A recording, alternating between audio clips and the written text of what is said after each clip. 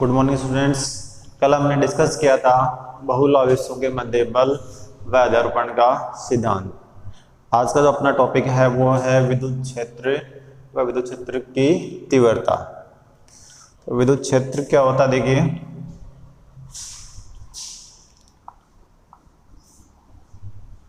ये अपने पास कोई चार्ज है Q नोट, ये कोई पॉइंट पर स्थित है और इस चार्ज पर कोई फोर्स अप्लाई नहीं हो रहा है, आरोपित नहीं हो रहा है।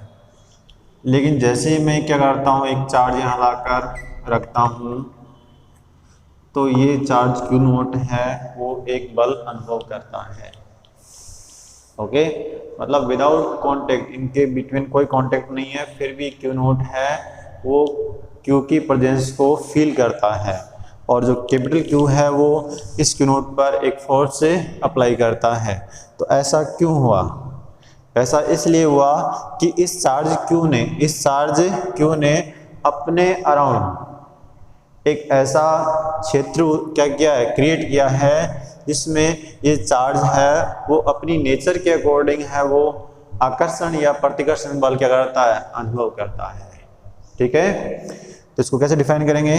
किसी दिए के स्थान में किसी आवेश या आवेशों के निकाय के द्वारा उत्पन्न वह क्षेत्र, चारों ओर उत्पन्न वह क्षेत्र जिसमें कोई अन्य आवेश अपनी प्रकृति के अनुसार आकर्षण या प्रतिकर्षण बल का अनुभव करता है, उसे हम विद्युत क्षेत्र कहते हैं।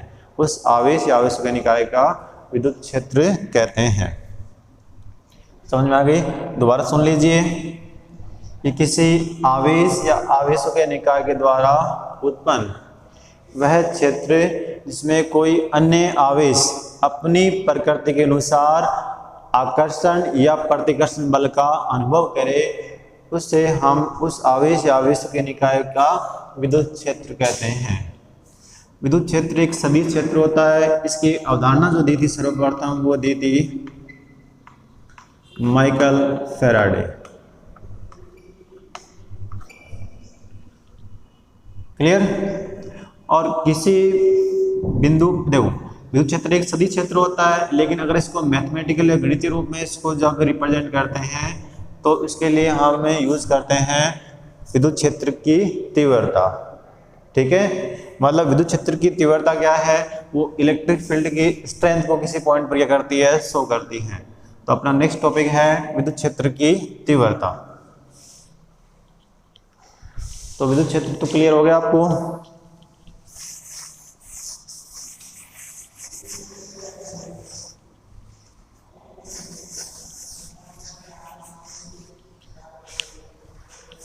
देखिए इसमें ये अपने पास कोई चार्ज Q है।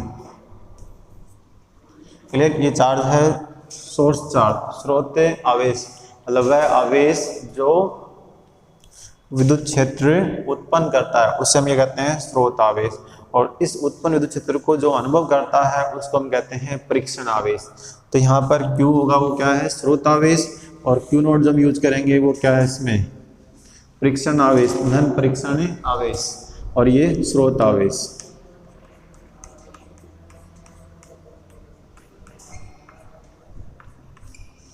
और ये है वो परीक्षण आवेश जो इस Q के इफेक्ट को क्या करता है, अनुभव करता है, उसे हम क्या कहते हैं, इसका परीक्षण आवेश। तो देखिए विद्युत क्षेत्र की तीव्रता क्या है कि विद्युत क्षेत्र के किसी बिंदु पर, विद्युत क्षेत्र के किसी बिंदु पर, ये चार्ज अपने पास है और इसके किसी बिंदु हम ले लें यहाँ P। ठीक है, तो किसी बिंदु पर विद्युत क्षेत्र की तीव्रता उस बिंदु पर रखे गए एकांक धन परीक्षण आवेश, एकांक धन परीक्षण आवेश पर लगने वाले विद्युत बल के तुल्य होती है। अर्थात ये चार्ज Q है और यहाँ हमने चार्ज रखा है कौन सा, Q नोट, और इस Q नोट पर जो बल लग रहा है वो क्या लग रहा है, F। तो इस बिंदु पर विद्युत क्षेत्र की तीव्रता क्या होगी, परीक्षण आवेश पर लगने वाले बल वह परीक्षण आवेश के अनुपात के बराबर होती है। E vector equal to F vector upon Q naught. विद्युत क्षेत्र के किसी बिंदु पर विद्युत क्षेत्र की तीव्रता उस बिंदु पर रखे गए एकांक धन परीक्षण आवेश पर लगने वाले विद्युत बल के तुल्य होती है। अगर ये एकांक कर देंगे तो ई वेक्टर किसके इक्वल हो जाएगा, एफ वेक्टर के इक्वल। ओके, और देखिए इसमें जो क्यू नोट है ना उसका मान इतना अत्यल्प होता है कि ये खुद का इसका कोई स्वयं का कोई विद्युत क्षेत्र नहीं होता है। ठीक है, ये विद्युत क्षेत्र क्या उत्पन्न नहीं करता है, केवल विद्युत क्षेत्र के प्रभाव को अनुभव करता है। तो इसको अगर सही करेक्ट फॉर्म में लिखेंगे तो इसको लिखेंगे हम e limit Q not tends to 0। मतलब क्यू नॉट का मान इतना कम है कि वो वास्तविक विन्यास के कारण उत्पन्न विद्युत क्षेत्र को प्रभावित नहीं कर रहा है। ओके, तो अपने पास ये फॉर्मूला आ गया, E vector equal to limit Q not tends to 0 F vector upon Q naught. तो यह है विद्युत क्षेत्र की तीव्रता। क्लियर। अगर कोई चार्ज क्यू है, क्यू नॉट है, वो विद्युत क्षेत्र ई वेक्टर में रखा हुआ है, तो उस पर लगने वाले बल का फॉर्मूला क्या रहेगा, F vector equal to Q naught E vector. Okay, और विद्युत क्षेत्र की तीव्रता है वो कैसी राशि है, आप देख ही रहे हो, एक सदिश राशि है। ठीक है, दिशा बताएंगे कैसी होगी इसकी, ऐसा ही मात्रक, इसका बल का न्यूटन, आवेश का मात्रक कूलम, और एक मात्रक और होता है इसका वोल्ट पर मीटर, जो हम थर्ड चैप्टर में डिस्कस करेंगे। और इसकी डायमेंशंस विमय, इसकी डायमेंशन क्या होंगी, विमा क्या होगी इसकी, न्यूटन के लिए हम क्या यूज करते हैं, m1 l1 t-2, और इसके लिए 80, तो अपने पास आ जाएगा m l t-3 a-1 a-1, ये इसकी क्या जाएंगी डायमेंशंस। क्लियर। और एक ध्यान रखना, अगर चार्ज पॉजिटिव है तो पॉजिटिव चार्ज के कारण जो इलेक्ट्रिक फील्ड रहेगा उसकी डायरेक्शन रहेगी वो त्रिज्यी बहिर्मुखी। मतलब ये पॉइंट है तो इस पर हम क्या करेंगे, यहाँ से इस पासे का खींच देंगे तो ये आ जाएगा ई वेक्टर। तो अगर चार्ज पॉजिटिव है यहाँ तो विद्युत क्षेत्र की दिशा होगी वो क्या होगी, त्रिज्यी बहिर्मुखी। ठीक है, और चार्ज अगर नेगेटिव है तो उस कंडीशन में विद्युत क्षेत्र की जो दिशा होगी वो त्रिज्यी,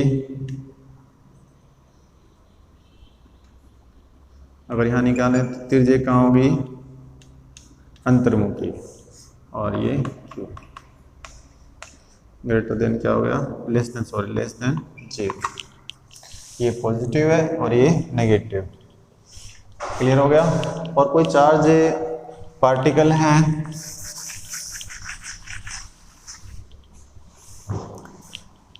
नहीं, ये हम शो कर रहे हैं इलेक्ट्रिक फील्ड, और कोई चार्ज पार्टिकल है वो इस इलेक्ट्रिक फील्ड में सिचुएटेड है, स्थित है। अगर ये परीक्षण आवेश है वो पॉजिटिव है तो उस पर लगने वाले फोर्स की बल की दिशा है वो विद्युत क्षेत्र की दिशा में होगी। ओके, अगर चार्ज नेगेटिव है तो उस पर लगने वाले बल की दिशा विद्युत क्षेत्र की दिशा के विपरीत होगी। यहाँ जाएगा minus Q naught E vector. Okay, ये पॉजिटिव है, पॉजिटिव के लिए कहाँ होगी, विद्युत क्षेत्र की दिशा और बल की दिशा समान दिशा में होंगी, और नेगेटिव होगा तो उनकी दिशा क्या रहेगी, विपरीत रहेगी। ये थी अपनी विद्युत क्षेत्र की तीव्रता। ओके।